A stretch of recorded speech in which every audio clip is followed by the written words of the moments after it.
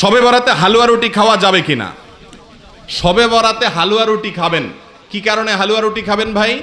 আমাদের দেশে শবে বরাতে হালুয়া রুটি এই জন্য খায়, বলে যে আমাদের নবীজি ওহুদের যুদ্ধে দাঁত ভেঙে গেছে, দাঁত ভাঙার পরে তিনি কি খাইছেন? হালুয়া রুটি খাইছে। এই জন্য শবে বরাতে নাকি এই ঘটনা ঘটছে, এই জন্য আমরাও কি খাই? হালুয়া রুটি খাই।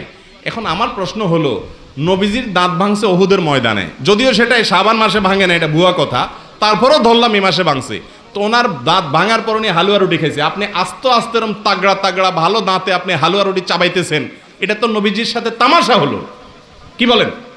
একজন বাপ পাও ভেঙে গেছে, বেচারা একটা লাঠিতে ভর করে খোলায় খোলায় হাঁটে, আপনার দুইটা একেবারে তাগড়া পাও, সুঠাম পাও, সুস্থ, আপনি একটা লাঠি নিয়ে কি করতেছেন? খোলায় খোলায় হাঁটতেছেন, ভালো পাও। আপনার বাপে দেখে খুশি হয়ে যাবে না যে আমার ছেলে কত ভালোবাসে আমাকে, যে আমি খোঁড়াইতেছি এই জন্য ভালো পাও নিয়ে খোঁড়াইতেছে লাঠি নিয়ে? খুশি হবে না? দৌড়া জুতা দিয়ে পিটা দিবে, বেয়াদব তুই আমার সাথে ইয়ার কি করতে আইছস? নবীজির দাঁত ভাঙে হালুয়া রুটি খাইছে বুঝলাম, তো আপনি তাগড়া দাঁতে হালুয়া রুটি খাইতেছেন কোন চোখে? তো তামাশা করা নবীজির সাথে, ঠিক না ভাই? ঠিক। এগুলা ভুয়া কাজ, এগুলা করবেন না। শবে বরাত উপলক্ষে হালুয়া রুটি খাওয়া এটা গর্হিত কাজ, পটকা ফুটায় যুবক ছেলে ফেলে, এগুলো গর্হিত কাজ।